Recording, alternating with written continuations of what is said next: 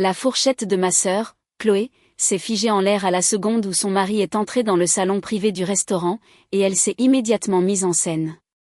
C'était typique de Chloé, toujours en quête d'un public, toujours prête avec la réplique parfaite pour se donner un air supérieur. Mais ce soir, elle n'a même pas pris la peine d'attendre le dessert. Elle s'est adossée à sa chaise, un sourire en coin se dessinant sur ses lèvres, et a dit assez fort pour que toute la tablée entende, « S'il vous plaît, ne me demandez pas ce qu'elle fait dans la vie. » Son boulot, c'est de porter des assiettes. Gardons des attentes raisonnables. Une vague de rire m'a submergée, des rires secs, bruyants, douloureusement familiers. Mon estomac s'est noué, mais j'ai forcé mes épaules à rester immobiles. J'étais arrivée ce soir en m'attendant à quelque chose comme ça, mais l'entendre à voix haute m'a quand même pincé le cœur. Mon père s'est éclairci la gorge, mais ne m'a pas défendu. Ma mère a remué son thé glacé comme si elle n'avait rien entendu. Ma tante a murmuré quelque chose à mon oncle, et ils ont ri de nouveau. J'ai gardé un sourire mince. Mignon, ai-je dit. Très original. Chloé a haussé les épaules de façon théâtrale. Je suis juste honnête. Il n'y a rien de mal à être serveuse, mais n'allons pas prétendre que c'est un poste de cadre sup. Son mari, Lucas, s'est glissé sur la chaise en face de moi, desserrant le col de sa chemise. Il m'a adressé un signe de tête discret et compatissant. Nous n'étions pas proches, mais il n'était pas cruel comme elle. Pourtant, ses yeux balayaient la table avec cette nervosité qu'ont les gens quand ils savent quelque chose que les autres ignorent. Mon pouls s'est stabilisé, car Chloé n'avait aucune idée de qui elle se moquait ce soir. Aucune idée de ce que j'avais caché à cette famille. Aucune idée de ce que j'avais prévu. La vérité était simple. J'étais toujours serveuse à temps partiel dans une petite brasserie du quartier latin. J'aimais ce travail. J'aimais les clients. J'aimais le bruit et l'agitation. Mais ce n'était pas toute l'histoire. Et je n'avais corrigé personne quand ils supposaient que c'était tout. Ce boulot m'a aidé à survivre après mes études à la Sorbonne. Mais celui dont ils ne posaient jamais de questions, celui dont je ne parlais jamais, était celui qui avait tout changé. Directrice des relations humaines chez Innovatech Solutions, un salaire à 6 chiffres, un bureau avec vue sur les toits de Paris, et oui, l'autorité sur les validations de rémunération, y compris celle de Lucas. Il le savait. Chloé, non. Ma famille, certainement pas. Je ne comptais pas le révéler tout de suite, mais Chloé était en train d'appuyer sur tous les boutons. Alors Lucas, a dit mon père, se tournant vers lui comme si je n'étais pas assise juste là. Comment ça se passe dans cette entreprise? Innova quelque chose. Innovatech Solutions, a répondu Lucas. Mes lèvres ont tressailli. Entendre le nom de mon lieu de travail à cette table me semblait toujours surréaliste. Papa a hoché la tête. C'est ça, c'est ça. Une grosse boîte. Bon salaire. Tu as eu une promotion récemment, non? Oui, a dit Lucas lentement. C'est exact. Chloé lui a fièrement attrapé le bras. C'est lui qui travaille dur ici. Pendant ce temps, Léa ramène les restes de la brasserie à la maison. J'ai inspiré lentement par le nez, retenant la réplique cinglante qui se formait sur ma langue. Mes doigts se sont crispés sur ma serviette sous la table. Lucas m'a jeté un regard tendu, mi-excuse, s'il te plaît, ne vends pas la mèche. Il savait que la langue de Chloé était incontrôlable. Et plus important encore, il savait pertinemment qui avait validé sa nouvelle augmentation à peine 7 jours plus tôt. Mais il est resté silencieux. Pour l'instant. J'ai penché la tête, feignant la curiosité, prétendant que ses commentaires ne m'avaient pas blessé. Alors, quel genre d'augmentation as-tu eu, Lucas? Si ce n'est pas indiscret. La table est devenue un peu plus silencieuse. Il s'est agité sur sa chaise. Une assez grosse. Incroyable, s'est vanté Chloé avant qu'il ne puisse finir. Il serait stupide de ne pas le promouvoir. C'est un leader né. J'ai réprimé un rire. Si seulement elle savait combien de nuits il avait passé à transpirer sur les politiques et les directives de l'entreprise, m'envoyant des emails directement pour des éclaircissements parce qu'il ne voulait pas paraître inexpérimenté devant son chef. Tellement fier de lui, a ajouté maman avec un signe de tête. J'ai levé mon verre d'eau. Félicitations, Lucas. Les augmentations, c'est toujours agréable. Sa mâchoire s'est contractée comme s'il savait déjà où je voulais en venir. Et je n'en étais même pas au début. Le dîner a continué, mais l'énergie autour de moi a changé. Je le sentais. Le frémissement sous mes côtes, l'anticipation délicieuse d'un moment qui approchait. Chloé a continué à creuser. Alors, Léa, dit-elle, raconte-nous combien de tables tu as servi aujourd'hui, ou hier, ou je ne sais quand était ton service. Elle a ri de sa propre blague. J'ai souri, lentement, de manière contrôlée. J'ai été occupée. J'imagine, a-t-elle dit en sirotant son vin. Occupée à porter des corbeilles de pain. Papa a soupiré de nouveau. Léa, ma chérie, nous avons toujours espéré que tu voudrais plus pour toi-même. Quelque chose de stable, quelque chose de concret. Mon rythme cardiaque s'est stabilisé. Un étrange interrupteur s'est actionné en moi. Chloé a ouvert la bouche à nouveau, prête à remuer le couteau dans la plaie, mais Lucas a finalement parlé. En fait, chérie, peut-être qu'on ne devrait pas, elle l'a écarté d'un geste de la main. Arrête. Je ne l'insulte pas. Je dis juste qu'elle est. Chloé, a-t-il dit doucement. Tu devrais la laisser parler. Toute la table s'est figée. Les sourcils de Chloé se sont haussés. Quoi? Pourquoi? Lucas m'a regardé avec une longue expiration, et pour la première fois de la soirée, je l'ai vu. Le moment où il a compris qu'il ne pouvait plus garder le secret. Léa n'a pas exactement le travail que tu penses qu'elle a-t-il dit. Ma mère a cligné des yeux. Qu'est-ce que ça veut dire? Je me suis adossée à ma chaise, laissant leur confusion s'installer. Ça veut dire qu'il y a des choses que je n'ai pas partagées. Chloé a eu un rire sec. Comme quoi? Que tu as changé de restaurant? J'ai gardé une voix égale. Comme le fait que je travaille aussi chez Innovatech. Le verre de papa a heurté la table. Tu quoi? Chloé m'a toisé de haut en bas, avec mépris. Dans quel monde? Avant que Lucas ne puisse la secourir, j'ai ajouté, pas au service client. J'ai laissé la phrase en suspens pendant un instant. Dans les bureaux. Son sourire a vacillé et j'ai continué, les yeux rivés sur les siens. Je suis celle qui valide les augmentations. La pièce est devenue silencieuse. On aurait pu entendre une mouche voler. Lucas a dégluti difficilement, confirmant tout sans dire un seul mot. Le visage de Chloé s'est vidé de son sang. Papa s'est penché en avant, choqué. La main de maman s'est figée en l'air. Je n'ai pas haussé la voix. Je n'ai pas jubilé. J'ai juste dit, félicitations encore pour ton augmentation, Lucas. Elle était bien méritée. Le coup de grâce, un minuscule sourire se dessinant sur mes lèvres alors que le monde de ma sœur basculait. Chloé n'a pas parlé pendant 10 bonnes secondes. Un record personnel. Elle m'a regardé en clignant des yeux comme si son cerveau avait besoin de redémarrer. Tu valides les augmentations, a-t-elle finalement réussi à articuler, sa voix était devenue toute fine. J'ai haussé les sourcils. Parmi d'autres responsabilités. Ma tante a toussé dans sa serviette. Mon oncle a marmonné, eh bien, ça alors. Comme si j'avais caché une identité secrète pendant tout ce temps. Lucas s'est frotté la nuque. Oui, Léa est en fait l'une des responsables seniors des validations au RH. Elle y est depuis des années. La voix de Chloé a monté d'une octave. Pourquoi tu ne me l'as pas dit? Il a regardé partout sauf elle. Parce qu'à chaque fois que j'essayais, tu faisais une blague sur son travail.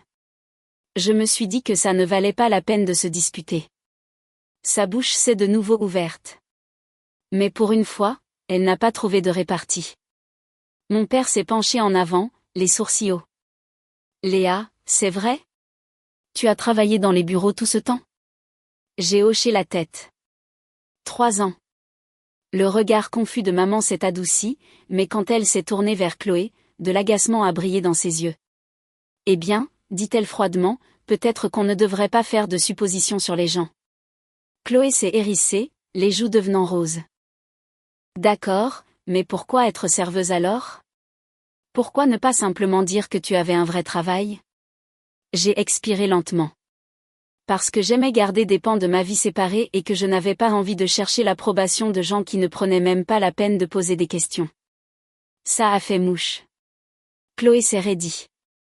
Papa s'est de nouveau éclairci la gorge, cette fois avec un air coupable.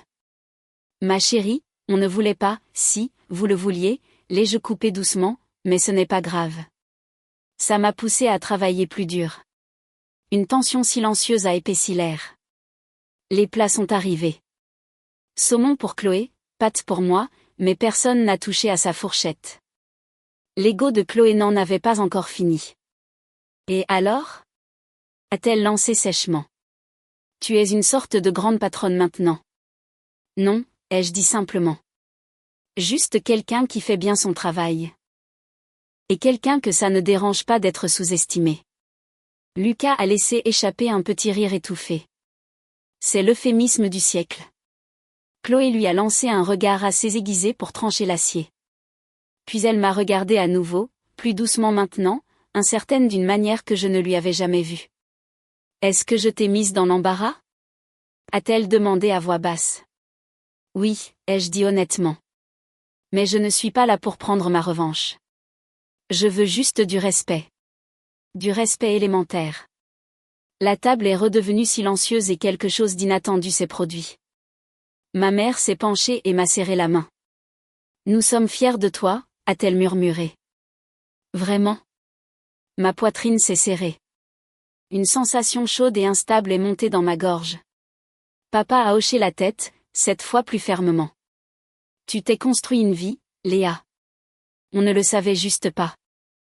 Eh bien, maintenant vous le savez, ai-je dit. Lucas a levé son verre vers moi. Pour ce que ça vaut, tu as changé toute mon année avec cette augmentation. Tu n'étais pas obligé. J'ai haussé les épaules. Tu la méritais.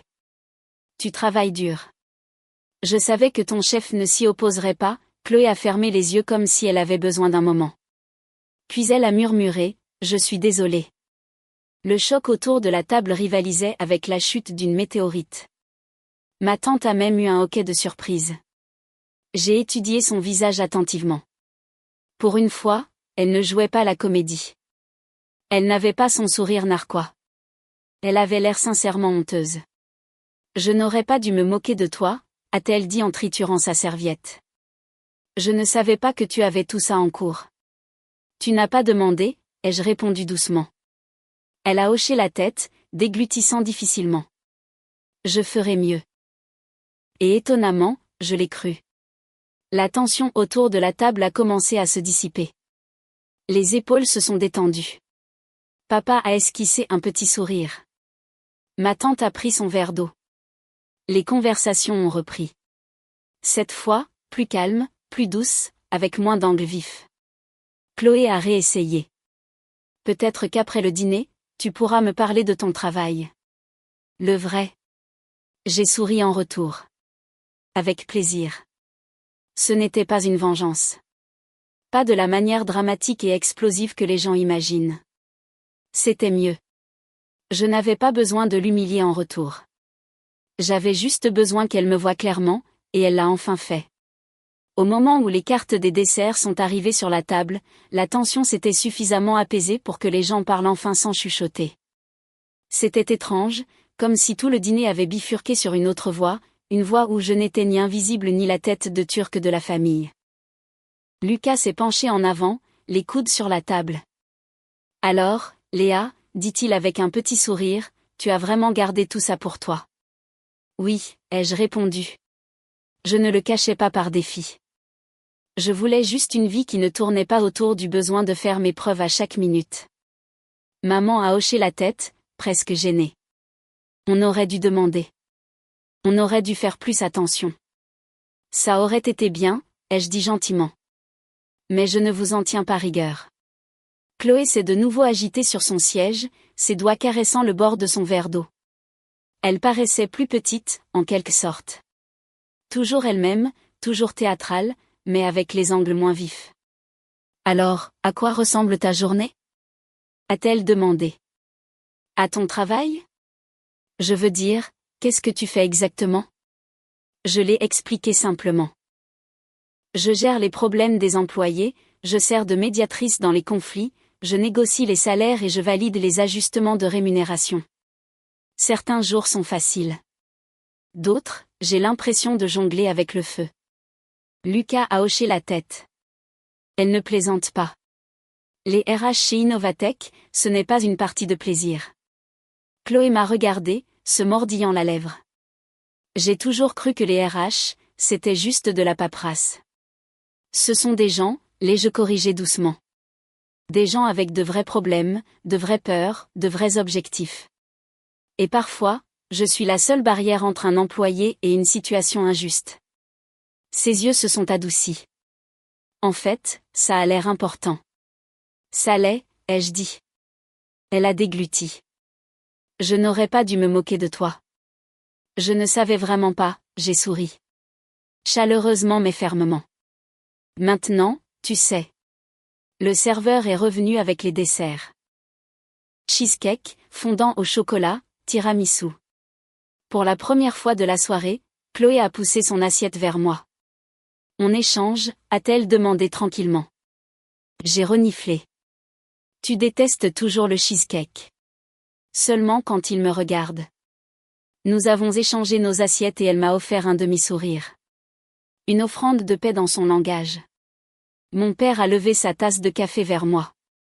Aléa, a-t-il dit, pour nous avoir tous surpris ce soir, de la meilleure des manières, et pour avoir travaillé dur sans avoir besoin des applaudissements de personne. Maman a suivi, Aléa. Même mon oncle a levé son verre. Chloé a hésité en dernier, puis a ajouté, à ma sœur, qui est devenue bien plus cool que nous tous pendant qu'on était occupés à l'ouvrir. Un rire a éclaté. Un vrai rire cette fois, du genre qui ne pique pas. J'ai senti une chaleur monter derrière mes yeux. J'ai cligné des yeux rapidement pour que personne ne le remarque. Alors que le dîner touchait à sa fin, je me suis éclipsée dans le couloir pour prendre l'air. Des moments comme celui-ci, si lourds, si inattendument guérisseurs, me donnaient toujours besoin d'une seconde pour me ressaisir. Je me suis appuyée contre le mur, j'ai fermé les yeux et j'ai inspiré profondément. Des pas se sont approchés doucement. Léa. Chloé s'est arrêtée à côté de moi, les bras croisés, ne ressemblant en rien à la sœur qui s'était moquée de moi 2 heures plus tôt. Je suis vraiment désolée, a-t-elle murmuré. Toutes ces années, j'ai cru que tu avais juste baissé les bras. Que tu te contentais de peu. Ce n'était pas le cas, ai-je dit doucement. Je construisais quelque chose. Simplement, en silence. Je le sais maintenant, a-t-elle dit en se tortillant maladroitement. Et je suis fière de toi, même si je ne le montre pas toujours. Le nœud dans ma poitrine s'est desserré. Merci, ai-je chuchoté. Elle a hésité, puis a ajouté, je ne veux pas qu'on soit le genre de sœurs qui se démolissent. Je veux qu'on soit meilleur que ça. J'ai hoché la tête. Moi aussi. Un petit sourire s'est dessiné sur sa bouche. Alors peut-être qu'on pourrait prendre un café un de ces jours. Juste nous deux. Sans pique, sans blague. Je n'ai pas pu m'empêcher de sourire en retour. J'adorerais. Quand nous sommes retournés ensemble dans la salle à manger, toute la table a semblé soulagée, comme s'ils avaient retenu leur souffle. Pour la première fois depuis longtemps, j'avais l'impression d'être en famille. Sortir du restaurant était différent cette fois. Plus léger, en quelque sorte, comme si l'air ne me pesait plus sur la poitrine comme c'était habituellement le cas après les réunions de famille. Je ne me précipitais pas vers ma voiture, ressassant chaque insulte ou prétendant que rien de tout cela n'avait d'importance. Ce soir, les choses avaient changé, et non pas parce que je voulais me venger, mais parce que la vérité avait enfin eu l'espace pour respirer. Lucas a tenu la porte alors que nous sortions. Et, Léa, a-t-il dit à voix basse. Je suis vraiment content que tu aies enfin dit quelque chose. Tu n'étais pas obligé. Je sais, ai-je répondu. Mais je crois qu'il était temps. Chloé s'attardait à côté de lui, son expression plus douce que je ne l'avais vue depuis des années. Elle avait l'air fière, en fait. Cela m'a prise au dépourvu. Maman a passé son bras sous celui de papa et a chuchoté, il faut qu'on l'invite plus souvent. Papa a acquiescé. Oui, on a été trop distants. Entendre cela suffisait à justifier la soirée. Nous avons tous marché ensemble vers le parking. Personne ne sprintant devant ou ne traînant derrière. Pour une fois, j'avais l'impression d'appartenir au groupe au lieu de graviter autour. Juste au moment où j'atteignais ma voiture, Chloé a de nouveau parlé. Léa, attends. Je me suis retournée. Elle s'est approchée, la nervosité lisible sur son visage. Alors, j'ai parlé à Lucas. Il veut t'aider pour quelque chose. Et moi aussi. Mes sourcils se sont haussés. M'aider? Elle a hoché la tête rapidement, puis a expiré d'un coup. Tu as toujours tout fait toute seule. Tu ne demandes jamais d'aide. Tu gères ta vie, même quand c'est dur. Je crois qu'on oublie que tu n'es pas faite de pierre. J'ai ri doucement. Pas exactement. Alors on s'est dit que c'était peut-être notre tour d'être là pour toi. Une chaleur s'est répandue dans ma poitrine. Ça compte plus que tu ne le penses. Lucas a ajouté, si jamais tu as besoin de quoi que ce soit au travail, un conseil, du soutien, n'importe quoi, demande. Et si quelqu'un te pose problème, je te couvrirai. Chloé l'a poussé du coude. Il le dit en tant que beau-frère, sans que ce soit bizarre ou déplacé. J'ai souri.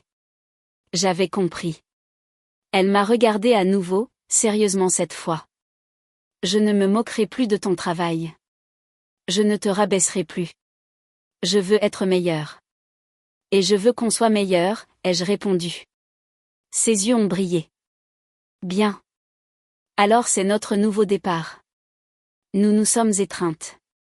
Maladroitement au début, puis pour de vrai, une étreinte serrée et persistante, pleine d'excuses qu'aucune de nous n'a complètement exprimées. Et juste comme ça, les années d'amertume n'ont pas disparu, mais elles ont desserré leur emprise.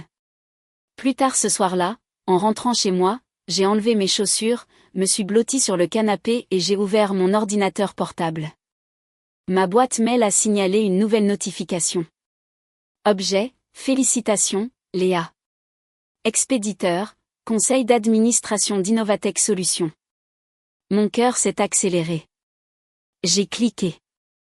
Nous avons le plaisir de vous informer que vous avez été sélectionné pour le poste de directrice adjointe. Votre réunion de promotion est prévue pour lundi matin. Une vague d'émotion m'a frappé si fort que j'ai dû couvrir ma bouche. C'était le moment pour lequel j'avais travaillé. En silence, patiemment, seule.